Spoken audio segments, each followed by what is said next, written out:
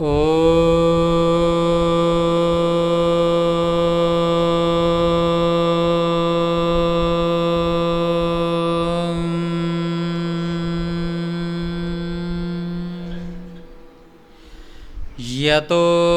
यतः समीहसे ततो नो अभयं कुरु शं नः कुरु प्रजाभ्यो भयं नः पशुभ्यः ॐ शान्ति शान्ति शान्तिः।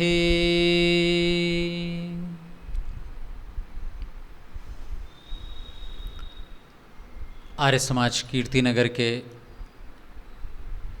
इस प्रांगण में उपस्थित मेरे से पूर्व आप जिनके सुमधुर भजन सुन रहे थे, मान्य भजनोपदेशक श्रीमान सतीश मधुर जी, आर्य समाज के मान्य विद्वान पुरोहित जी, ऋषिपाल जी, आर्य समाज की कार्यकारिणी के मान्य प्रधान जी, जितेंद्र जी, मंत्री जी, विनीत बहल जी, कोषाध्यक्ष जी, नरेश जी, महिला आर्य समाज की धुरी स्वरूप विमल बुद्धि राजा जी, मंत्राणी आरती खुराना जी और कोषाध्यक्ष मान्या गीता शर्मा जी, उपस्थित सभी सहयोगी सदस्यगण और अपने बारे में जानने के इच्छुक सभी भद्र पुरुषों माताओं, आज की चर्चा का प्रारंभ हमने प्रातःकाल यज्ञ के बाद ही कर दिया था। प्रातःकाल हमने संकल्प किया था कि हम सायंकाल ये जानेंगे समझेंगे कि मेरा इस संसार में क्या अस्तित्व है। मैं फिर एक वाक्य से अपनी इस आज की चर्चा को प्रारंभ करूंगा। निराशा, हताशा हमारे जीवन में, सभी के जीवन में कभी ना कभी आ जाती है। अपने ऊपर कई बार हम ये प्रश्न चिन्ह लगाते हैं कि मैं दुनिया में हूं क्यों, क्या ज़रूरत है मेरी, सुनता मेरी कोई है नहीं, मेरा कोई महत्व है नहीं। इसलिए व्यक्ति अपने आप के बारे में सोचने लगता है कि शायद दुनिया में 7 अरब से अधिक की जनसंख्या में मैं एक छोटा सा व्यक्ति, और ये केवल मनुष्यों की जनसंख्या, अगर प्राणियों की जनसंख्या भी जोड़ ली जाए तो एक जमीन की केवल 1 फुट आप मिट्टी खोद लीजिए तो उसमें करोड़ों प्राणी निकलेंगे। इतनी जीवात्माओं में मेरा क्या अस्तित्व है, मैं कहां पर एग्जिस्ट करता हूं। लेकिन शास्त्र इस बात का बड़े सुंदरता से उत्तर देता है। जब हम उपनिषद में इसको देखेंगे तो उपनिषद की ये 1 घंटे की अभी चर्चा हमें जब यहां से बाहर ले जाएगी तो हम अपने आप में आत्मविश्वास से लबालब भरे हुए होंगे, और ये मेरा पूरे इस समय का प्रयास रहेगा। इससे पहले राजा जनक की एक सभा की ओर चलते हैं, जिस सभा में बहुत सारे पंडित बैठे हुए हैं। ऐसे पंडित जो ब्रह्म की चर्चा कर रहे हैं, ऐसे पंडित जो अध्यात्म की चर्चा कर रहे हैं। पूरी पंक्ति की पंक्ति बैठी हुई है, सवाल जवाब हो रहे हैं, और वहां एक ब्राह्मण सामने बैठा हुआ है जो उत्तर नहीं दे पाता, हार जाता है। पुत्र को पता चलता है कि पिताजी हार गए हैं तो वो उन ब्राह्मणों की सभा के बीच जाते हैं। नाम है अष्टावक्र। अष्टावक्र जब राजा जनक की सभा में प्रवेश करते हैं तो पंडितों की, ब्रह्मज्ञानियों की टोली सामने बैठी है। अष्टावक्र का शरीर देखने में बहुत सुंदर नहीं था। अष्टावक्र का शरीर ऐसा सुडौल नहीं था जिसकी हम लोग कल्पना करते हैं। जैसे ही वो सभा में प्रवेश करते हैं, जो बैठे हुए तथाकथित पंडित हैं वो देख करके हंसने लगते हैं। अष्टावक्र भी बदले में हंसने लगता है और हंस करके जनक से कहता है, मैंने तो सुना था आपकी सभा में ब्रह्मविद, ब्रह्मज्ञानी लोग बैठे हुए हैं, और मैं क्षमा चाहता हूँ, वर्तमान के परिप्रेक्ष्य में ना लेकर के इस शब्द पर ध्यान दीजिएगा। अष्टावक्र ने कहा, मुझे तो लगता है यहाँ सब चर्मकार बैठे हुए हैं। जनक को बात थोड़ी अखर गई, मेरी सभा में जो पंडित बैठे हैं उन्हें चर्मकार बता रहे हैं। पूछा, क्यों, ऐसा क्यों कहा आपने? अष्टावक्र जवाब देता है कि अगर सच में ब्रह्मज्ञानी होते तो ब्रह्म की चर्चा करते। अगर कोई कपड़ा बेचने वाला होता है तो उसकी दृष्टि कपड़े पर जाती है, क्वालिटी क्या है। कोई व्यक्ति प्रिंटिंग प्रेस का काम करता है तो कागज देखते ही सबसे पहले दृष्टि जाती है कितने ग्राम का पेपर है। अगर कोई आर्किटेक्चर आता है तो वो देखता है कि नक्शा ठीक बनाए कि नहीं बनाए भवन का। हर व्यक्ति की अपने लक्ष्य पर दृष्टि रहती है, जिस योग्य वो है। मुझे लगता है आपकी सभा में चर्मकार बैठे हैं क्योंकि चमड़ी पर नजर जा रही है इनकी। इन्होंने एक बार भी नहीं पूछा कि तुम्हारी योग्यता क्या है, एक बार भी ये नहीं सोचा कि कितने पढ़े लिखे हैं, थोड़ी बातचीत ही कर ली जाए। ये तो चमड़ी देख करके मुझे मेरे बारे में निर्णय करने चले हैं। ऐसे ही एक शास्त्रार्थ हुआ था। राजस्थान के एक बहुत बड़े आर्य समाज के पंडित हुए हैं, पंडित गणपति शर्मा जी। पंडित गणपति शर्मा जी का अगर आप चित्र देखेंगे, आर्य समाज में हो सकता है कहीं हो, नहीं हो तो ऑनलाइन देख सकते हैं। कद के बहुत छोटे, उनको देख करके लगता ही नहीं है कि ये बहुत बड़े कोई धुरंधर पंडित होंगे। शास्त्रार्थ जब प्रारंभ हुआ तो बड़े अहंकार में पंडित गणपति शर्मा जी की छोटी सी कदकाठी को देख करके विपक्षी कहने लगा कि इनसे शास्त्रार्थ होगा मेरा।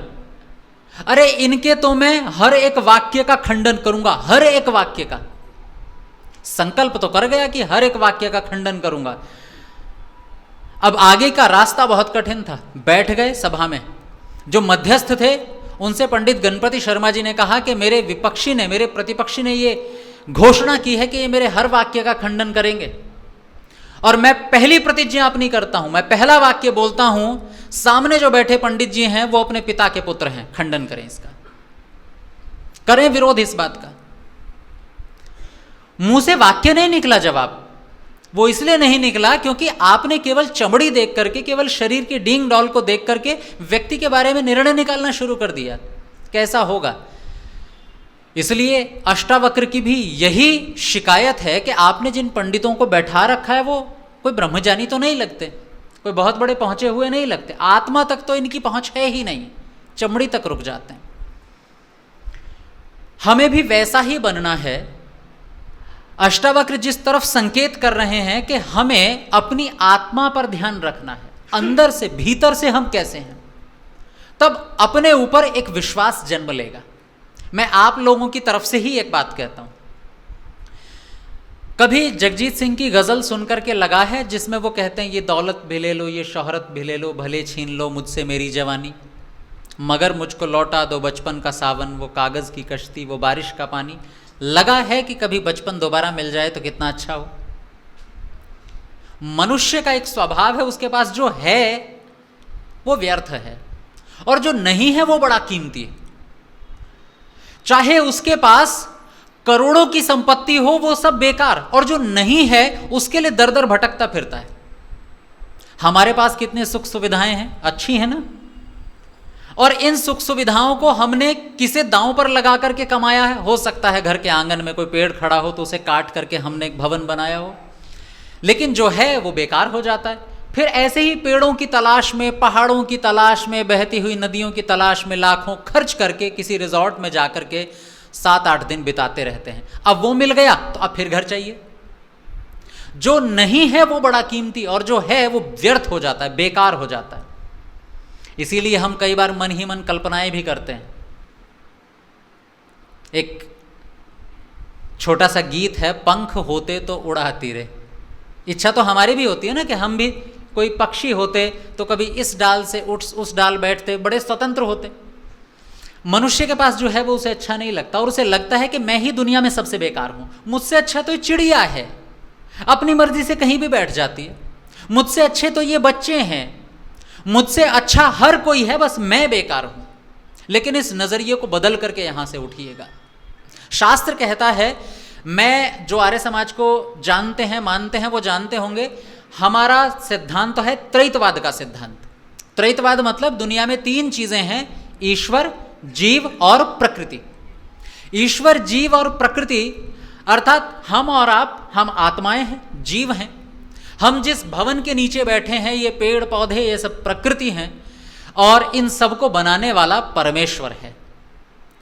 एक सवाल यदि मैं आपके सामने रखूं कि इनमें सबसे जरूरी क्या है, सबसे महत्वपूर्ण इन तीन चीजों में क्या है, हम आत्माएं या ये प्रकृति या इन्हें बनाने वाला परमेश्वर, सबसे महत्वपूर्ण क्या है? ईश्वर। मत विभाजन सा लग रहा है। एक आवाज बहुत तेज से आई इधर से, ईश्वर। ईश्वर सबसे जरूरी है।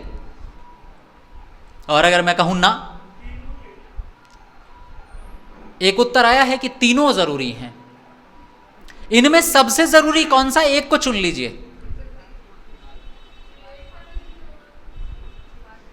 अब जवाब आने शुरू हुए हैं। सामान्य बुद्धि कहती है कि भगवान बहुत जरूरी है, पर बिल्कुल गलत है ये। अगर इस दुनिया में सबसे जरूरी कोई है तो वो हूं मैं। क्या भगवान से भी जरूरी मैं हूं? हाँ, मैं भगवान से भी जरूरी हूं। भगवान उतना जरूरी नहीं है जितना जरूरी मैं हूं। और इस विचार को कैसे लेकर के आप यहां से उठेंगे, तो मैं दो तीन उदाहरण आपके सामने रखता हूं। एक विद्यालय है, विद्यालय में बच्चे पढ़ने जा रहे हैं और जब पहल विद्यालय में बच्चे पढ़ने जाते हैं तो उनकी स्थिति पता है क्या होती है? मार मार करके, रो रो करके, आंसू बहाते बहाते विद्यालय जाते हैं और जाते जाते सोचते हैं कि सबसे बड़ी दुश्मन है ये मुझे जबरदस्ती भेज रही हैं, मेरे सबसे बड़े शत्रु हैं ये मुझे बलात् विद्यालय भेज रहे हैं। और विद्यालय में जैसे ही वो रहता है तो उसकी विचार का तरीका क्या होता है? ये गुरुजी बढ़िया है, इन्हें कुछ करना ही नहीं पड़ता, होमवर्क इन्हें नहीं करना पड़ता, टाइम पे इन्हें नहीं आना पड़ता, सवालों के जवाब इन्हें नहीं देने पड़ते, ये बढ़िया है, इनका जीवन सबसे अच्छा है। अब जरा उस जो पढ़ा रहे हैं अध्यापक, उनसे पूछ करके देखिए, वो सोच रहे हैं जीवन तो इनका बढ़िया है, छुट्टी ले लें तो सैलरी नहीं कटेगी, आगे जवाब नहीं देना है कि आपकी क्लास में सक्सेस रेट क्या रहा है, प्रिंसिपल को इनको जवाब नहीं देना है, इसलिए ये बढ़िया है और प्रिंसिपल बढ़िया है। प्रिंसिपल कुर्सी पर बैठा है और ये है बस छोड़ने आ जाती है, बस कक्षा में बैठे रहते हैं, सीख लिया, नहीं सीखा तो कोई बात नहीं। अब प्रिंसिपल से पूछ करके देखिएगा जरा, वो सोचता है कि आनंद तो इनके हैं, मैनेजमेंट को जवाब देना है मुझे, सबको संभालना है मुझे, पूरे विद्यालय में अगर कुछ हो जाए कानूनी गैर कानूनी तो जवाबदेही मेरी, तनाव सारा लूं मैं, ये बस पढ़ा करके चले जाते हैं, सैलरी ले लेते हैं, छोटा बच्चा है पढ़ करके चले जाता है, ये इनके मजे हैं, बस मैं बेकार हूं। लेकिन अगर इन तीनों में आप देखेंगे कि सबसे जरूरी कौन है, पूरे विद्यालय की बिल्डिंग किसके लिए खड़ी हुई है? बच्चे के लिए। अध्यापक अपने घर से प्रातःकाल पढ़ाने आ रहा है, किसके लिए? बच्चे के लिए। पूरी मैनेजमेंट लगी हुई है, किसके लिए? बच्चे के लिए। ये प्रिंसिपल नियुक्त हुए हैं, किसके लिए? पर वो बच्चा क्या सोच रहा है? बाकी सब बढ़िया है, मैं बेकार हूं, इनके मजे हैं, मेरे ऊपर पूरे बंदिशें लगा रखी हैं, मैं परतंत्र हूं। सौभाग्यशाली होते हैं वो छात्र जो समय रहते इस बात को समझ जाते हैं कि मेरे लिए सब कुछ लगा हुआ है, और जो समय रहते समझ जाते हैं वो सदुपयोग करना शुरू कर देते हैं अपने उस बचपन का। यही परिस्थिति आपको घर में देखने को मिलेगी। जब घर में हम छोटे बच्चे होते हैं तब उनका भी यही दृष्टिकोण होता है, पिताजी के अपने आनंद हैं, जेब में पैसे रहते हैं, सड़क पर निकलो, दुकान से कभी भी कुछ खरीद लाओ। यहां इतना सा कुछ खरीदना हो, टॉफी खरीदनी हो तो पिताजी से 2-3 बार पूछना पड़ता है, और बिना पूछे ले आए तो चांटा पड़ेगा, ये 100% तय है। जेब में पैसे हैं नहीं, इनके बढ़िया, इसलिए वो मन मन सोचता रहता है एक दिन मैं भी बड़ा होऊंगा, मेरे भी पास अपना कोई वाहन होगा, जब मर्जी चाबी लगाई उठाई और जहां चाहे घूम करके आ गए, जब मर्जी पैसे निकाले, दुकान से कुछ भी खरीदा और खाया। इनके मजे हैं, ये अच्छे हैं, इसलिए वो मन ही मन कल्पनाएं करने लगता है कि मैं भी एक दिन इतना बड़ा तो हो जाऊंगा कि जब मुझसे कोई पूछेगा नहीं कि कहां जा रहे हो और क्या खा रहे हो। लेकिन अब फिर दूसरे दृष्टिकोण से सोचिए, पिता मेहनत कर रहा है किसके लिए? बच्चों के लिए। मां मेहनत कर रही है किसके लिए? बच्चों के लिए, अपने लिए नहीं कर रहे हैं वो। एक पिता, सर्दी हो, गर्मी हो या बरसात हो, मैं आपके दिल्ली के निकट ही हरियाणा का जो क्षेत्र पड़ता है, एनसीआर से थोड़ा बाहर निकल जाइए, हरियाणा की तरफ या उत्तर प्रदेश की तरफ, कहीं भी निकल जाइए, आप जब इधर मोदीनगर, मुरादनगर की तरफ बढ़ेंगे और इधर रेवाड़ी की तरफ बढ़ेंगे, इधर सोनीपत, पानीपत की तरफ बढ़ेंगे, दिल्ली के चारों ओर आपको एक कॉमन चीज दिखाई देगी। इधर के लोग जो कि ड्यूटी पर आते हैं दिल्ली, वो सुबह 4 बजे या 3:30 बजे उठ जाते हैं। कारण? क्योंकि उन्हें 9 बजे कार्यालय में अपनी हाजिरी लगानी होती है। 9 बजे हाजिरी लगानी है तो अपनी गाड़ी से तो नहीं आएगा ना व्यक्ति, इतना पैसा तो नहीं होता कि अपनी गाड़ी चला करके आए। एक मैं सामान्य व्यक्ति की बात कर रहा हूं, वो सोचता है कि रोज जो जाने वाली लोकल ट्रेन है उस ट्रेन से चल लिया जाए। वो ट्रेन अगर निकलती है 6 बजे, धीरे धीरे चले, 6 बजे ट्रेन निकल रही है तो उसे अपने घर से स्टेशन तक आने के लिए कितना समय चाहिए? आधा घंटा लेकर के चलेगा ना वो। 6:15 बजे के आसपास, 6 बजे ट्रेन है तो बल्कि 5:30, पौने लगभग 5:15, 5:30 बजे के आसपास घर से निकलता है और तैयार होगा कितने बजे? 4:30। उठेगा कितने बजे? 4 बजे। प्रतिदिन का रूटीन है उसका ये। 4 बजे उठेगा, 6 बजे गाड़ी पकड़ेगा, 8 बजे तक यहां पहुंचेगा, फिर यहां से कोई ऑटो लेगा या पैदल चलेगा, दफ्तर तक आएगा। हम अपने घर में फिर भी कई बार बैठ जाते हैं, लेकिन वो पिता नहीं बैठता। सर्दी है तो भी उसी समय उठेगा, बरसात है तो भी आएगा, गर्मी है तो भी आएगा। खचाखच ट्रेनें भरी देखी हैं मैंने, क्योंकि हमारा रूट है अजमेर का। और हम कई बार, जब मैं इस रूट से जब मैं कहीं गया हूं तो रेवाड़ी में जाकर के, तब जाकर के कहीं सांस आती है, इतनी खचाखच भर जाती है। एसी डब्बों तक में लोग चढ़ जाते हैं, जगह ही नहीं होती, सांस लेने तक की जगह नहीं होती। जनशताब्दी जाती है शाम को, उसकी हालत देखा कीजिए आप। किसके लिए? घर के उस बच्चों के लिए जो अपने आप को व्यर्थ समझ रहे हैं। मां सुबह से शाम तक लगी रहती है, किसके लिए? उस बच्चे के लिए। उसे लगता है मैं ही जरूरी नहीं हूं, बाकी सब जरूरी है, पर पूरे घर की धुरी उस बालक पर टिकी हुई है। और ये कब पता चलता है? जब आप माँओं को देखेंगे। मैंने ये अनुभव किया है कि जब माएँ घर पर अकेली रहती हैं, कोई नहीं रहता, तो आज सुबह भोजन बना लिया और शाम तक वही चल रहा है। अपने लिए खाना नहीं बनाती माँ, खाना बच्चों के लिए बनता है, खाना दूसरों के लिए बनता है। बच्चे होते हैं तो माँ खाना बनाती है, नहीं तो कभी सुबह बना लिया तो शाम तक की छुट्टी, शाम को बना लिया तो पता चला अगले दिन कभी खाया नहीं खाया, थोड़े फल खा लिए, काम चल गया, खाना नहीं बनाते। समय रहते जो बालक समझ जाता है कि हाँ पूरा घर मेरे लिए है। नहीं तो अगर पुरुष अच्छे से जानते हैं, अगर ये विवाह ना करे ना, कोई संतान ना हो, तो जिंदगी आप इतने छोटे से कोठरी में गुजारने में सक्षम है। कोई बहुत बड़े घर की कल्पना नहीं करता। इसलिए चाहे विद्यालय हो, सबसे जरूरी है बालक, चाहे घर हो, सबसे जरूरी है संतान। और इस देश में देख लीजिए जरा नजर उठा करके, हमारे मन में कभी कभी आता होगा ना, आदर्श नेता की बात कर रहा हूं, आजकल के करप्ट नेताओं की बात नहीं है, लेकिन हमारे मन में कभी आता होगा कि नेताओं का जीवन है कमाल का, लग्जरी गाड़ियों में घूमते हैं, कभी भी कोई भी नियम बना देते हैं, कोई ने कुछ कहता नहीं है, इनका जीवन अच्छा है। और नेता लोग, जो आदर्श नेता है, वो बहुत जिम्मेदारी में रहता है। पता नहीं कब क्या घटना हो जाए, कब उसे इस्तीफा देना पड़ जाए, उसे जवाब देना है जनता को। एक आदर्श नेता का जीवन इतना आसान नहीं होता जितना हम सोचते हैं। अगर बहुत गहराई से विचारा जाए तो पूरी सरकार किसके लिए खड़ी है जी? जनता के लिए, मेरे लिए।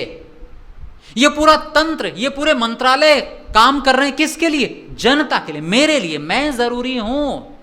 इसी तरह से ईश्वर, जीव और प्रकृति, इस पूरे ब्रह्मांड के ये 3 तत्व, उसमें भगवान जरूरी नहीं है उतना। क्योंकि भगवान है तो किसके लिए? मैं छोटा सा सवाल पूछता हूं, भगवान न्यायकारी है जी, किसका न्याय करेगा? आप अपने को एक बार हटा दीजिए, भगवान के आधे से ज्यादा गुण व्यर्थ हो जाएंगे। भगवान दयालु है, किसके लिए? और अगर मैं ना हूं तो भगवान दयालु होगा? भगवान सृष्टि बनाता है, सृष्टि रचयिता है, किसके लिए? मेरे लिए। मैं नहीं हूं तो भगवान सृष्टि बनाएगा ही क्यों? ईश्वर का कोई भी गुण क्यों ना ले लीजिए आप, उनमें से आधे से अधिक गुण ऐसे होंगे जो मेरे कारण है, मैं नहीं। अरे भगवान को भगवान बनाता कौन है? भक्त बनाता है। भक्त ना हो तो भगवान भगवान नहीं होगा। राजा तब राजा होता है जब प्रजा बैठी होती है, और प्रजा कोई ना हो तो राजा किसका?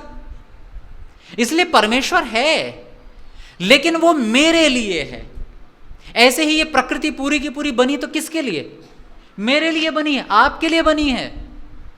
हम लोग जो बैठकर सोच रहे हैं मेरा क्या अस्तित्व है, तो मैं एक वाक्य में बता दूं कि आपका ही अस्तित्व है। आपके अस्तित्व के कारण बाकी दो का अस्तित्व टिका हुआ है। हम नहीं तो वो दोनों किसी काम के नहीं है। और इस बात को अच्छे से समझाता है हमें सांख्य दर्शन। जब सांख्य दर्शन में प्रश्न आता है कि ये सृष्टि इतनी विचित्र क्यों है, तो वहां उत्तर मिलता है कर्म वैचित्र्यात् सृष्टि वैचित्र्यम। इतनी सुंदर दुनिया इसलिए बनी है क्योंकि मैंने कर्म ही बहुत तरह के किए हैं, मुझे फल मिलना है, मुझे भोगना है दुनिया को, इसलिए दुनिया इतनी सुंदर और इतनी विचित्र बनी है। तो सबसे जरूरी कौन है जी?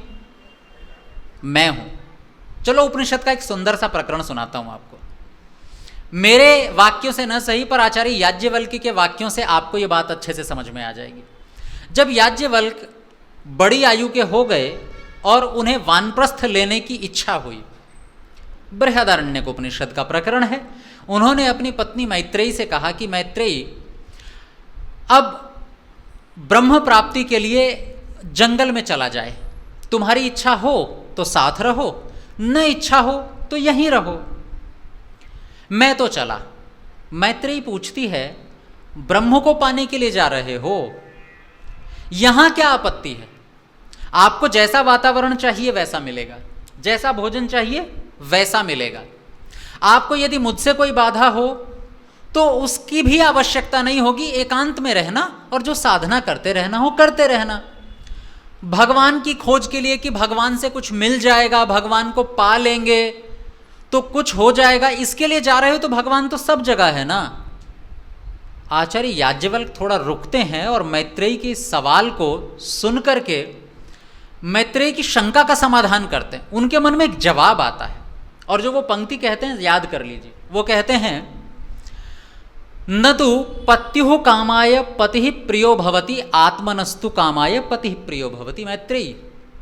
मैत्रेयी, दरअसल तुम जो मुझे प्रेम से रोकने का प्रयास कर रही हो, इसलिए नहीं कि मेरे लिए ऐसा कर रही हो। न तो पत्युः कामाय पतिः प्रियो भवति, पति की इच्छा से पति किसी को प्रिय नहीं होता। आत्मनस्तु कामाय पति प्रियो भवति, मुझे पति के होने से कुछ अच्छा लग रहा है इसलिए पति प्रिय है, पति के लिए पति प्रिय नहीं है। फिर आगे कहते हैं, न तो पत्न्यै कामायै पत्नी प्रिया भवति, आत्मनस्तु कामाय पत्नी प्रिया भवति। और मैं जो इतने दिनों तक साथ में रहा, अच्छे व्यवहार से रहा, इसलिए नहीं कि तुम्हारे लिए रहा, मुझे अच्छा लग रहा था, मेरे जीवन में कोई कमी थी इसलिए रहा। जब विवाह हुआ था तो उस समय हाथ पकड़ करके क्या कहा था आपने धर्मपत्नी से? भूल गए। क्या कहा था पता ही नहीं है, क्योंकि विवाह कैसे हो गया आजकल वैसे भी रात को होते हैं, उन्निधे तरीकों में होते हैं, आधी नींद आ रही होती। हमने कहा था गृह्णामि ते सौभगत्वाय हस्तम, मैं तुम्हारा हाथ सौभाग्य के लिए पकड़ रहा हूं, अर्थात मैं सौभाग्यशाली हूं नहीं, आपके होने से जीवन में सौभाग्य का अनुभव करता हूं। मैंने किसी को अपने जीवन में इसलिए सम्मिलित किया था क्योंकि मुझसे अकेले जिया नहीं जा रहा था, सत्यता यह है, इसीलिए तो अपना जीवन साथी किसी को बनाया था। आचार्य याज्ञवल्क्य कहते हैं, न तो पत्नी कामाय पत्नी प्रिया भवति, पत्नी के लिए पत्नी किसी को प्रिय नहीं होती, आत्मनस्तु कामाय पत्नी प्रिया भवति। और ये जो पुत्र मोह पुत्र मोह पुत्र मोह उसके पीछे पीछे लगे रहते हैं, न तो पुत्र कामाय पुत्र प्रियो भवति, पुत्र के लिए भी किसी को पुत्र प्रिय नहीं होता, आत्मनस्तु कामाय, अरे उसके होने से मुझे अच्छा लग रहा है, मेरे जीवन को सार्थकता मिल रही है इसलिए मुझे पुत्र प्रिय है। और बहुत सारी बातें कहते कहते, उदाहरण देते देते आचार्य याज्ञवल्क्य अंतिम बात पर पहुंचते हैं। वो कहते हैं, न तो ब्रह्म कामाय ब्रह्म प्रियम भवति, तुम्हें क्या लगता है कि मैं भगवान के लिए वन में जा रहा हूं, भगवान के लिए मैं भगवान की भक्ति करने जा रहा हूं? न आत्मनस्तु कामाय ब्रह्म प्रियम भवति। बहुत बड़ा वाक्य है ये। अपनी कामना के लिए मैं ब्रह्म को पाना चाहता हूं। जरूरत मेरी है, इच्छा मेरी है, कमी मेरे अंदर है, लक्ष्य मैं हूं, भगवान मेरा लक्ष्य नहीं है। लेकिन मैं सुखी भगवान के माध्यम से हो पाऊंगा, इसलिए मैं भगवान की उपासना करता हूं। और हमें भी अपने मन से ये गलत फहमी निकाल देनी चाहिए कि जब हम परमेश्वर की भक्ति करते हैं, उपासना करते हैं, पूजा करते हैं, तो कहीं ना कहीं मन में ये बात रहती है कि हम शायद भगवान के लिए कर रहे हैं। हम कहते हैं कि भगवान की पूजा करो, भगवान खुश रहेंगे ना। भगवान, हमारी हैसियत क्या है कि हम भगवान के लिए कुछ कर सकें? है हम में दम कि हम भगवान को प्रसन्न कर सकें, हम उसका ध्यान रख सकें? आश्चर्य होता है कि जब हम पिछले दिनों 7-8 वर्ष पहले अंडमान निकोबार में आर्य समाज का प्रचार प्रसार करने गए थे। वहाँ पर एक जगह है बॉम्बू फ्लैट, वहाँ एक मंदिर बना हुआ है साईं बाबा का। हमने कहा कि चलो मंदिर में हर बुधवार को भीड़ इकट्ठी होती है, वहाँ अपनी बात रखेंगे। पुजारी को पकड़ा तो पुजारी ने कहा कि 4 बजे यहाँ लोग आते हैं, लेकिन उससे पहले चाय पिलाई जाती है साईं बाबा को, और चाय का कप रोज लेकर के आता है, वो पिलाता है। कहाँ जाती है नहीं पता। अभी एक संदेश मैंने आज ही दोपहर को देखा कि लड्डू गोपाल जी का ग्रेजुएशन होने वाला है। ग्रेजुएशन था या शायद मैट्रिक थी, पता नहीं, उतना भूल रहा हूँ, कि लड्डू गोपाल जी का नामांकन कराया हुआ है विद्यालय में कि इस साल लड्डू गोपाल जी को यह डिग्री मिल जाएगी। कोई सीमा है कि हम भगवान के लिए क्या कर सकते हैं? आदमी सोच रहा है कि जिसने मुझे बनाया मैं उसके लिए कुछ कर जाऊंगा। शायद मनुष्य को अपनी तुच्छता का एहसास अभी है नहीं। जिस दिन हो जाएगा उस दिन समझ में आ जाएगा कि तुम स्वार्थ के लिए जी रहे हो, और जीना ही स्वार्थ के लिए है। मुझे अपने लिए काम करना है, मैं दुनिया की सबसे ज़रूरी चीज़ हूँ। अपने पर ध्यान दें तो बाकी दुनिया अपने आप ठीक हो जाएगी। अब एक सुंदर सा गणित, और उस गणित से अगर जीवन बदल गया तो ये चर्चा सार्थक हो जाएगी। गणित ये कि अगर सबसे ज़रूरी मैं हूँ तो मैं सुखी होऊंगा कैसे, उसका तरीका क्या है सुखी होने का? तो सुखी होने का एक ही तरीका है। हमें लगता है कि हम जितना पाएंगे उतना सुखी होंगे। नियम यह है कि दुनिया में रहते हुए जितना देंगे उतना ज़्यादा सुखी होंगे। हालांकि मन में तो कभी आ ही रहा होगा कहीं ना कहीं किसी के, जो थोड़े युवा हैं, कि देखो आज प्रवचन चल रहे हैं, प्रवचन में तो सभी ये कहते हैं कि त्याग करो, प्रवचन में तो सभी ये कहते हैं कि दूसरों को दो तब सुख मिलेगा ना। मैं उस कर्म फल वाले गणित की बात नहीं कर रहा हूं, मैं इंस्टेंट जो हमें परिणाम मिलते हैं उनकी बात कर रहा हूं। सुख भोजन में है, सुख पानी में है, हां या ना? सुख भोजन में है, सुख भूख में है, भोजन में नहीं है सुख। भरे पेट पर भोजन सुख नहीं देता है, भूख सुख देती है। एकदम खुलकर भूख लगी हुई हो तो जो बिना सब्जी के सूखी रोटी हो वो भी पकवान जैसी लगती है। जब हम खुली भूख में भोजन करते हैं तब नमक कम और ज्यादा समझ में नहीं आती। माताओं को अच्छा अनुभव होगा, हमें तो कई बार डांट पड़ी है। खाना खाते खाते अगर अंत में ये कह दिया ना कि थोड़ी नमक सी कम लग रही है, तो माँ कहती थी पेट भर गया दिखता है, पेट भर गया लगता है, क्योंकि पेट भरने पर ही सारे दुर्गुण दिखाई देते हैं। खाली पेट में सब स्वादिष्ट लगता है, सब अच्छा लगता है। इसलिए स्वाद भूख में है, भोजन में नहीं है, क्योंकि स्वाद का संबंध बाहर की चीजों से नहीं, हमारी जीभ से है। जीभ जब मांगेगी, जब भूख तेज होगी, तो अपने आप हमारे शरीर के रस निकलने, एंजाइम्स निकलने शुरू हो जाते हैं और वो किसी भी चीज को स्वादिष्ट बना देते हैं। इसके लिए आपको उदाहरण देखना होगा पहाड़ी लोगों का। जो ऊंचे स्थानों पर रहने वाले लोग हैं उनका रंग लाल होता है, और जो तलहटी में रहने वाले लोग हैं वो उतने लाल नहीं होते। जो ठंडे प्रदेशों में रहते हैं उनका रंग भी लाल होता है, गोरे होते हैं। कश्मीर में जाकर के देखिए, आप इधर पूर्वोत्तर में जाकर के देखिए, या फिर आपके बगल में ही इधर पंजाब से आगे जाएंगे तो हिमाचल है, वहां देखिए तो लाल लाल लोग मिलेंगे। क्यों हो जाता है लोगों का लाल रंग? ये लाल रंग का संबंध है आरबीसी से, रेड ब्लड सेल्स। हमारे शरीर में दो तरह की सेल्स होती हैं, RBC, WBC, white blood cells और red blood cells. White blood cells का काम होता है जब कोई रोग हो जाता है तो हमारा शरीर पीला पड़ जाता है, क्योंकि डब्ल्यूबीसी बढ़ जाते हैं। लेकिन जब हमारे शरीर में आरबीसी बढ़ेगी तो रंग लाल हो जाएगा। लेकिन वो होता कब है? समझ में आएगा कि सुख कमी में है।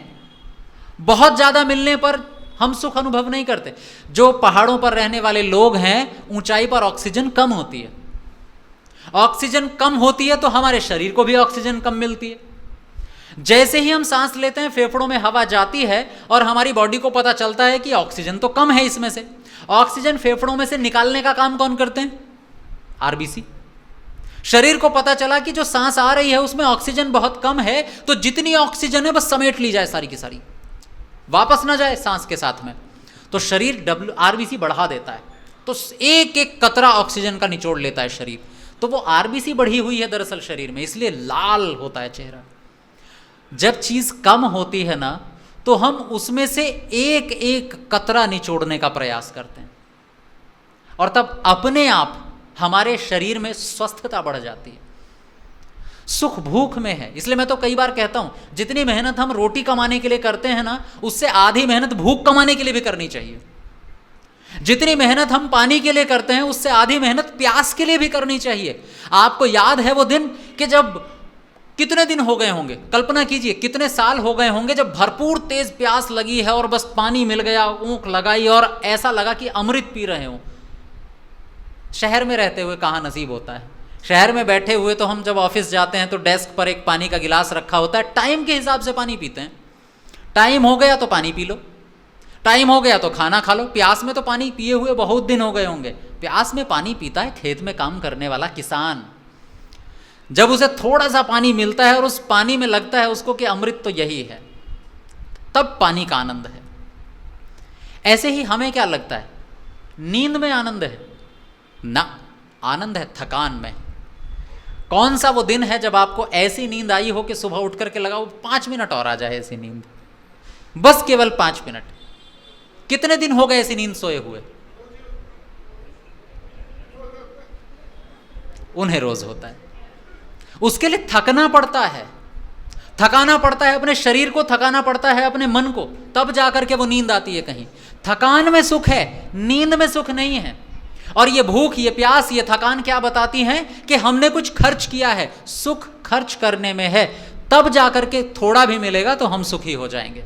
मैं एक छोटा सा गणित आपके सामने रख देता हूं। परमेश्वर कितना दयालु है, कितना कृपालु है। भगवान ने हमारे लिए बड़े अच्छे अच्छे उदाहरण छोड़ करके रखे हुए हैं।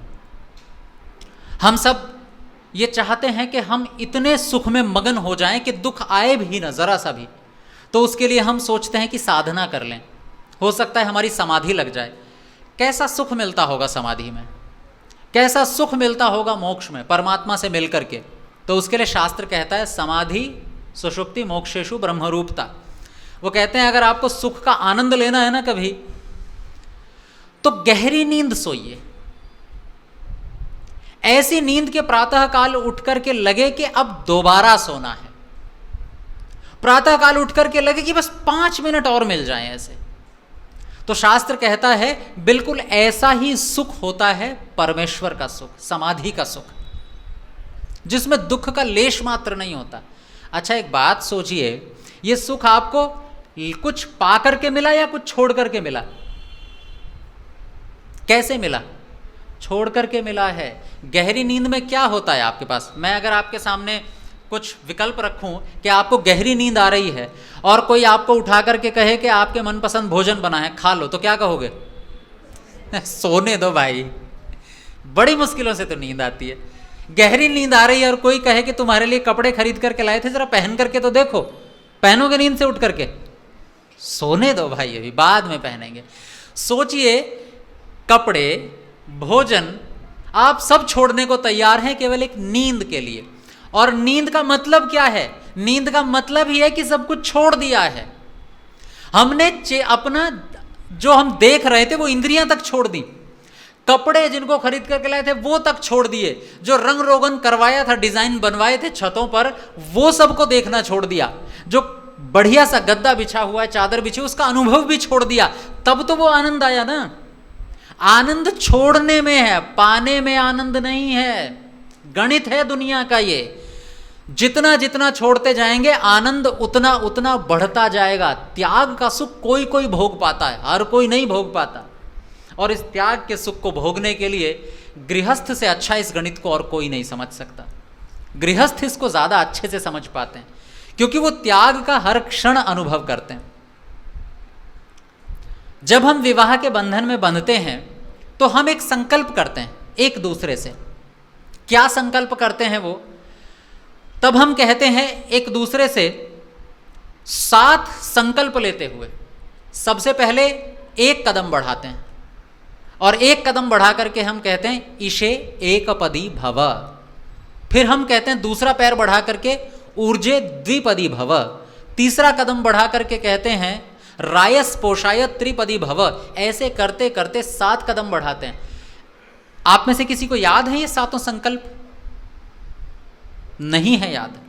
और इसीलिए तो इस संकल्प के तुरंत बाद पत्नी हाथ में पानी लेती है और पति के मुंह पर छींटा देती है। ये सोते समय लिए संकल्प, जागते लिए हैं? भूल तो नहीं जाओगे कहीं ने? क्योंकि हम भूल जाते हैं, अभी भी तो भूले बैठे हैं। नियम यह है कि जो व्यक्ति त्याग करना नहीं जानता, दूसरे के लिए जीना नहीं जानता, वो व्यक्ति गृहस्थ में जाने का अधिकारी ही नहीं है। गृहस्थ की पहली शर्त है कि आपको दूसरे के लिए जीना है।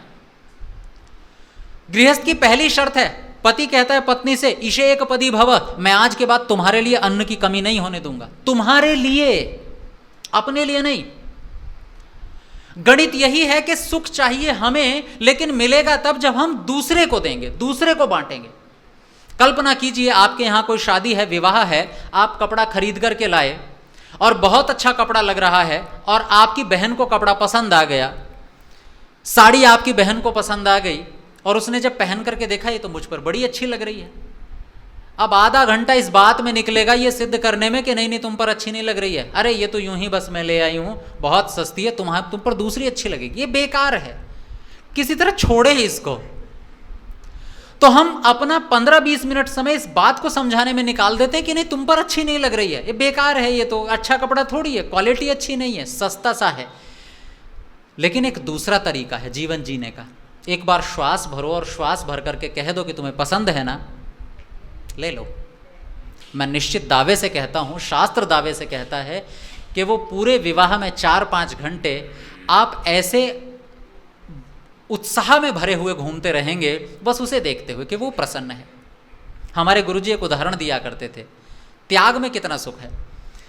वो कहते थे कि मान लीजिए आप बाजार से, बाहर से घर पर आए और कुछ अपने लिए मिठाई खरीद लाए, सोचा कि बैठ करके आराम से खाऊंगा, और जैसे ही खाने बैठे गर्मा गर्म मिठाई, जैसे ही खाने बैठे दरवाजे पर दस्तक हुई कोई है। अब पहला काम क्या करते हैं हम? पहला काम हम करते हैं उसे उठा करके पीछे रखते हैं, देना ना पड़ जाए, और फिर जाकर के कुंडी खोलते हैं, उसे बैठाते हैं। वो कहता सर ये काम करना है और बताइए क्या। हाँ कर लो। अरे सर कुछ तो देख ना, ना कर लो, ठीक सोच रहे हो तुम। वो भी सोचे कि रोज तो 50 कमियां निकालते थे, आज कह रहे हैं हाँ कर लो। इधर उसकी बात बढ़ती जा रही है, पीछे मिठाई ठंडी हो रही है। समस्या ये है ना, मन में तनाव चल रहा है, इतनी सी तो मिठाई है, कैसे खाऊं किसी के सामने, तो टालने का प्रयास कर रहा है। हाँ ठीक है जो मर्जी कर लो, ठीक सोच रहे हो। जैसे तैसे व्यक्ति उठ करके जाता है, तब तक मिठाई भी ठंडी, लेकिन मिठाई के साथ साथ आनंद भी ठंडा पड़ जाता है। खाने में आनंद नहीं आता, फिर मन मार करके खाते हैं। बढ़िया तरीका क्या है? आप खा रहे हैं, दरवाजे पर दस्तक हुई, दरवाज़ा खोलिए, आधी उसे दीजिए, आधी खुद खाइए और बड़े आराम से बात सुनिए, और तब उस सुख का आनंद लीजिए। तब वो जो थोड़ा सा हिस्सा है वो आपको वो सुख दे जाएगा जो किलो 2 किलो मिठाई नहीं दे पाएगी।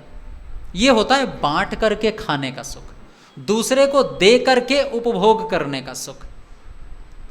इस सुख को कुछ ही लोग अनुभव कर पाते हैं, सब लोगों के बस की बात नहीं है कि वो दे करके बांट करके सुखी हो सके। और एक उदाहरण सुनिए, ये उदाहरण ही हमें जीवन की सच्चाई की ओर ले जाते हैं कि देकर के सुख कैसे मिलता है। देना एक गणित है। आपने वो कहानी सुनी होगी ना, देवताओं और दैत्यों के बीच की कथा, जिनमें प्रजापति जी बीच में बैठे हैं और वो मध्यस्थ बने हुए हैं। कुछ ने सुनी है, कुछ ने नहीं सुनी। जिन्होंने नहीं सुनी उनके लिए बड़ी प्रेरणादायी है। एक बार दानव और देव दोनों गए प्रजापति के पास, दोनों में झगड़ा हो गया कि बड़े कौन, राज्य किन को मिले। प्रजापति ने कहा कल भोजन पे आना। भोजन पर बुलाया गया, दोनों को खाने के लिए बैठाया गया।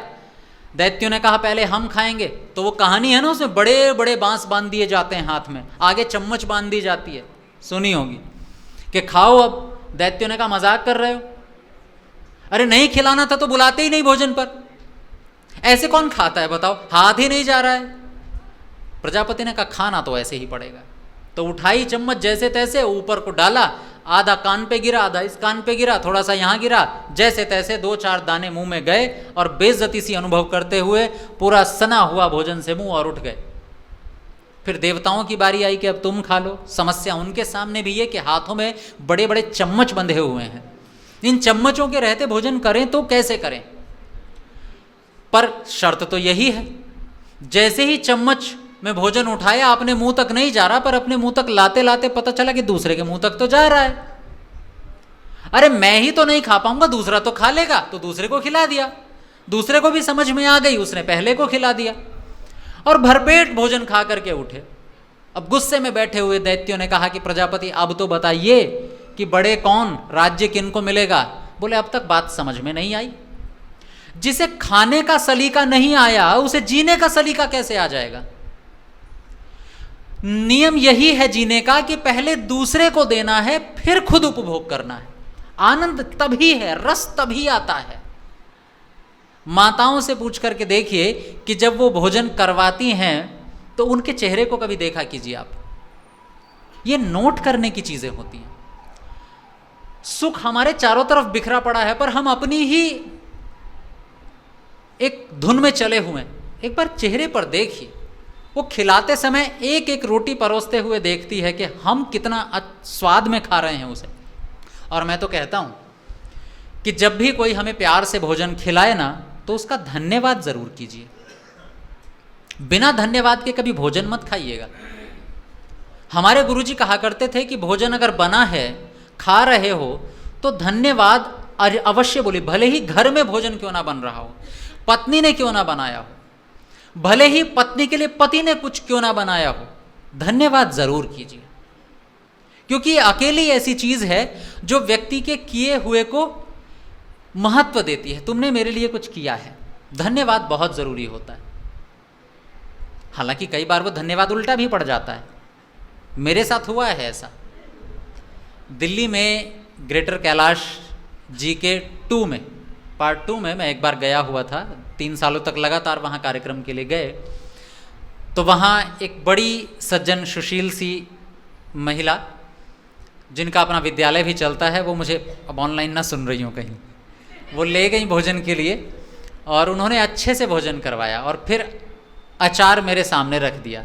तो मुझे अचार, सारे अचार पसंद नहीं आते, पर इतने प्यार से व्यक्ति लाया है और परोसा है उसने, तो मैंने कहा अचार बहुत अच्छा है, प्रशंसा करनी चाहिए। लेकिन जैसे ही उठा, आधा किलो का डब्बा पैक होकर के थैले में, खाओ इसे। हमारे गुरु धर्मवीर जी के साथ भी ऐसा हुआ एक बार। वो खा रहे थे, अब हलवा आया तो हलवा थोड़ा कच्चा रह गया था। लेकिन नियम है, धन्यवाद जरूर करना है, प्रशंसा जरूर करनी है। अच्छा बनाया है, अच्छा बनाया है तो 2 करछी, इतने में अच्छा कहा, इतने में तो 2 करछी खाओ इसको। हो जाता है कई बार। अब आप सोच रहे होंगे कि तो फिर प्रशंसा क्यों करनी। बनाने वाले ने पूरी श्रद्धा से बनाया कि नहीं। कमी तो किसी से भी हो सकती है, पर उसकी श्रद्धा में कोई कमी नहीं थी। बनाया बहुत श्रद्धा से उसने, उसकी श्रद्धा को सम्मान दीजिए। और कई बार तो हमारी जीभ खराब है, इसलिए चीज मुझे स्वादिष्ट नहीं लग रही है, बनाने वाले ने कमी नहीं रखी है। कई बार कच्चा रह जाए बात अलग है, पर अगर भोजन ठीक बना है और मुझे कोई भोजन पसंद नहीं है तो मेरी गलती है ना। मुझे लौकी पसंद नहीं है, मेरी जीभ खराब है। बनाने वाले की मानसिक स्थिति, बनाने वाले की श्रद्धा, बनाने वाले की का उत्साह वो कम नहीं है, उसका प्रेम में कोई कमी नहीं है, उसके स्नेह में कमी नहीं है। उसके स्नेह को सम्मान दीजिए, धन्यवाद कीजिए। तो ये जो दूसरों को देकर के सुखी होना है, इसके लिए आप माताओं को या जो भी भोजन बनाता है उसके चेहरे पर देखा कीजिए, वो खिला करके कितना सुखी होता है, वो दे करके कितना सुखी होता है। दे करके सुखी होना एक कला है, सम्मान दे करके सुखी होना भी एक कला है। प्रायः करके घरों में बहुत झगड़े रहते हैं। कभी इन्हीं दिनों में समय मिला तो इस पर चर्चा ज़रूर करेंगे कि इन झगड़ों के जितने केसेस चल रहे हैं, जितने आपस में मतभेद चल रहे हैं, इनका समाधान क्या है। कई बार हमारे घर में मनमुटाव होते हैं, हम एक दूसरे को बहुत कुछ सुना देते हैं और लगता है कि हमने सुन लिया और सुन करके हम चुप बैठ गए, पर कभी चुप नहीं बैठते। हमारे मन में एक लिस्ट तैयार हो रही होती है, एक सूची तैयार हो रही होती है ना। अब ऐसा बोल दिया, याद रख लिया, समय आने पर सुनाएंगे, अभी नहीं, मौका बढ़िया वाला होगा तब सुनाएंगे। और जैसे ही कोई बढ़िया सा मौका आता है तब पूरी की पूरी लिस्ट बाहर आती है। तुमने उस दिन ये कहा था, इतने बजकर इतने मिनट पर ये भी कहा था, तुम ऐसे हो, तुम वैसे हो, तुम वैसे, पूरी लिस्ट बाहर आ जाती है। फिर देखिएगा, हमारे एक उपदेशक कहते थे कि अगर आपको अपने भीतर के दुर्गुण जानने हो, अध्यात्म की सबसे बड़ी ज़रूरत है अपने भीतर के दुर्गुण जानना। तो अगर आपको अपने दुर्गुण जानने हो तो पत्नी के परिवार का एक दुर्गुण बोल दीजिए, सारे दुर्गुण पता चल जाएंगे आपके कितने आपके अंदर। एक दुर्गुण बोल करके देखिए। तो ये लिस्ट हमारे अंदर तैयार हो रही होती है और हम सुना भी देते हैं, भला बुरा बहुत बोलते हैं, कोई बात नहीं, मनुष्य है, वो बोलता है। लेकिन पता है समाधान क्या है? क्या व्यक्ति की केवल बुराई ही दिख रही होती है, अच्छाई नहीं दिख रही होती? अच्छाई भी तो दिख रही होती है ना, कि आज इन्होंने बिना मांगे मेरे लिए ये दे दिया, आज इन्होंने बिना कहे मेरे लिए मेरी पसंद का भोजन बना दिया, आज इन्होंने मेरा इतना सम्मान किया सबके सामने। पति और पत्नी सामूहिक हैं, सबके सामने दोनों ने एक दूसरे की भरपूर प्रशंसा की। ये भी तो आपकी लिस्ट में कहीं दायर हो रहा होगा ना, छप रहा होगा कहीं। तो जब आप स्नेह में होते हैं, जब आप एक दूसरे के प्रति समर्पण में होते हैं, प्रेम का वातावरण घर पे होता है, तब क्या एक दूसरे की प्रशंसा की कभी? बुराई तो कर ली झगड़ा होने पर लेकिन जब वातावरण अच्छा होता है तो क्या अच्छाई भी गिनाई कभी? यहां गलती कर जाते हैं, कंजूसी यहां होती है। जब बुराई सुनाने में कंजूसी नहीं की तो अच्छाई सुनाने में कंजूसी क्यों? इसलिए सुख जो है वो देकर के मिलता है सदैव। दूसरे को सुख दीजिए, आपको स्वतः सुख मिलेगा, अपने आप मिलेगा, मांगने की जरूरत नहीं पड़ेगी। परमेश्वर ने इस दुनिया को इस तरह से गूंथा है आपस में कि आप सुखी होंगे ही तब जब दूसरा सुखी होगा। अरस्तु का वो वाक्य याद कीजिए कि मनुष्य एक सामाजिक प्राणी है, वो अकेले कभी जी ही नहीं सकता, अकेले जीना संभव ही नहीं है। अगर एक जूता बनाने वाला दूसरे के लिए जूता बनाता है तो कपड़े वाला दूसरे के लिए कपड़ा बना करके देता है। कल्पना कीजिए, कपड़े बनाने वाला अपने लिए ही कपड़े बनाता चला जाए, उसके पैर में जूते नहीं होंगे कभी, उसके सिर पर छत नहीं होगी कभी, कपड़े बहुत सारे होंगे। लेकिन ऐसे ही जूते बनाने वाला सोचे कि मैं सारे काम मैं अपने लिए करूंगा, बस अपने लिए ही मकान बनाऊंगा, अपने लिए ही जूता बनाऊंगा, अपने लिए ही कपड़े सिलूंगा, तो पता चलेगा कि वो जूता बना लिया, कपड़े सिलने में 2 दिन लग गए, इतने दिन तक क्या बिना वस्त्र के बैठा रहेगा? कपड़े सिलने में 2 दिन लगे, इतने दिनों तक बिना छत के रहेगा? छत डालने में सर के ऊपर उसे 7-8 महीने लग गए एक अच्छा घर बनाने में, तो पता चला इतने दिनों तक नंगे पैर घूमेगा क्या? भोजन नहीं खाएगा। एक दूसरे के लिए हमें काम करना होता है, एक दूसरे के लिए जीना होता है। जो व्यक्ति अपने लिए जीता है उसे गृहस्थ में जाने का अधिकार नहीं है, उसे संसार में जीने का अधिकार ही नहीं है। मैं अभी उपनिषद का एक बड़ा प्यारा सा श्लोक कक्षाओं में हम पढ़ रहे थे। कठोपनिषद में एक प्रकरण आता है और वो कहते हैं जो व्यक्ति मृत्यु से गले लगाना सीख गया, मृत्यु को, वो जीवन जीना सीख जाता है। जीवन का आनंद वही ले पाता है जिसने मृत्यु को स्वीकार कर लिया हो, यानी जो शरीर छोड़ने तक के लिए तैयार हो गया हो, वो जीवन का भरपूर आनंद उठा सकता है। देखो, दो ही तो तरीके हैं, या तो आप स्वयं दे दो किसी चीज को, या छीन ली जाएगी हाथ से। कार्यक्रमों में होता है, किसी व्यक्ति को माइक दे दिया जाए, समय हो गया, अब जो संचालक बैठे हुए होते हैं वो थोड़ा सा पीछे से ऐसे कर देते हैं, या फिर ओम ओम बोलने लगते हैं। दो तरीके हैं, समय हो गया, माइक छोड़ दीजिए, नहीं तो छीन लिया जाएगा। और अंतर यही है कि अगर मेरे पास कुछ है, या तो मैं स्वयं दे दूं, या मेरे हाथ से छीन लिया जाए। कौन सी परिस्थिति अच्छी है? मैं स्वयं दे दूं आगे बढ़ करके। छीना जाए तो बड़ा कष्ट होता है। इसलिए जब उपनिषद कहती है मृत्युर यस्योपसेचनम यत्र ब्रह्मक च क्षत्रम च उभे भवत ओदनम मृत्युर यस्योपसेचनम, कि मृत्यु जो हमसे सब कुछ लेती है, परमेश्वर जो हमें देना सिखाता है कि छोड़ो शरीर को, वो दरअसल हमारा इतना बड़ा हितैषी है, क्योंकि मृत्यु ही हमारे जीवन को सुखमय बनाती है, देना हमें सुखी करता है। आप मेरी बात से सहमत हो ना हो, पर अगले 5 मिनट में आप सहमत होंगे और एक नया विचार लेकर के, दृष्टिकोण बदल करके उठेंगे। देना कितना अधिक अनिवार्य है। एक बार को कल्पना कीजिए कि मृत्यु कभी होगी नहीं, शरीर हमें देना नहीं पड़ेगा, छोड़ना नहीं पड़ेगा, अब जीवन कैसा होगा? तंग आ जाएंगे आप, हम सब अपने से तंग आ जाएंगे, भीख मांगेंगे हम। वही लोग रोज 1000 साल हो गए, 2000 साल हो गए, इन्हीं लोगों को देखना पड़ रहा है। 1000 साल हो गए इसी दिल्ली के कीर्तिनगर में चक्कर काटते हुए, लाखों साल हो गए, और हम अभी रोज इसी हाथ को देखता हूं, मैं रोज अपने इन्हीं पैरों को देखता हूं। सच में क्या जीवन उतना आनंददायक रह जाएगा? नहीं रहेगा। आनंददायक जीवन तब बनता है क्योंकि हमें पता है कि एक दिन शरीर छोड़ना पड़ेगा। चीज कम होती है तो सुख देती है, थोड़ा भोजन अच्छा लगता है, एक मात्रा से अधिक हो जाए तो वही भोजन, जिसको कहते हैं मन भर जाता है, उससे शरीर से भी मन भर जाएगा हमारा। देना बहुत जरूरी है। मृत्यु दरअसल भोजन में उपसेचन का काम करती है। उपसेचन माने जैसे भोजन में घी डालते हैं ना ऊपर से, तो उस घी को उपसेचन कहते हैं। हमारे जीवन में मृत्यु भी उपसेचन की तरह है। जो जो चीज हमसे छूट रही है, मानो कि भोजन में घी डल रहा है, स्वाद बढ़ रहा है। क्योंकि अगर मृत्यु न हो तो हमारा शरीर हमें सुखदायी लगेगा ही नहीं, बोझ लगने लगेगा।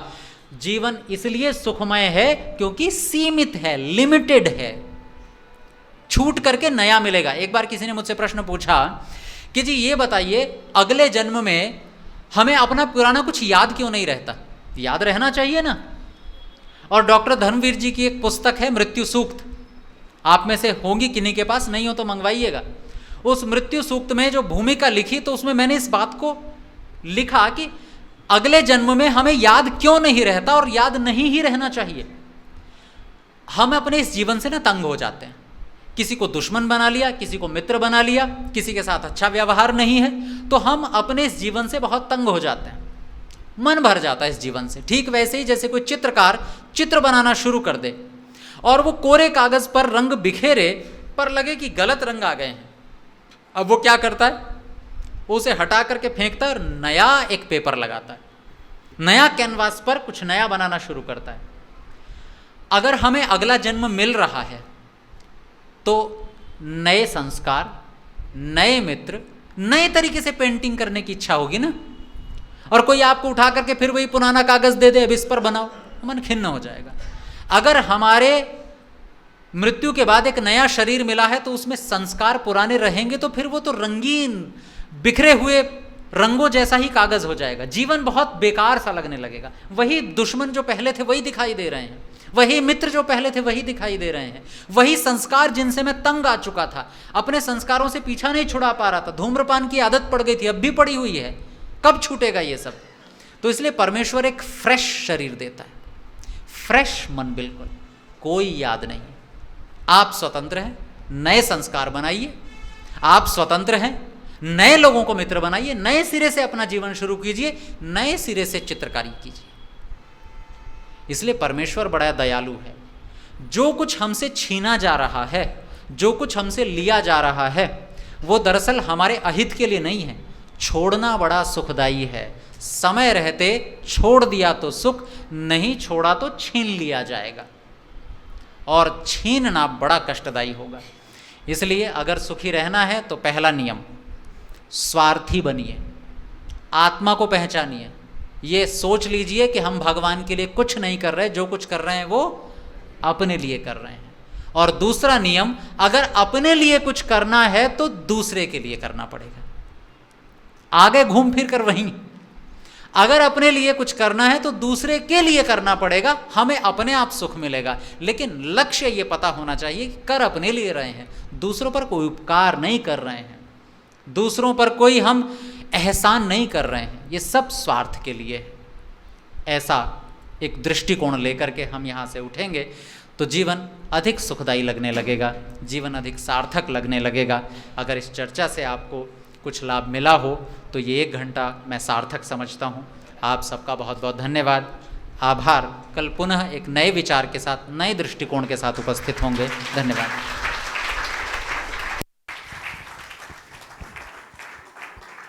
एक प्रश्न और आया है। प्रश्न है तेजवीर जी का, कहते हैं 99% अकाल मृत्यु होती हैं और 1% स्वाभाविक मृत्यु। अकाल मृत्यु वालों के आदि कर्म फल शेष हैं, तो वो शेष कर्म फल कैसे भोगेंगे? हम कल इस पर चर्चा करेंगे, आज का समय तो हो गया, कल थोड़ा जल्दी समापन कर लेंगे। ओके।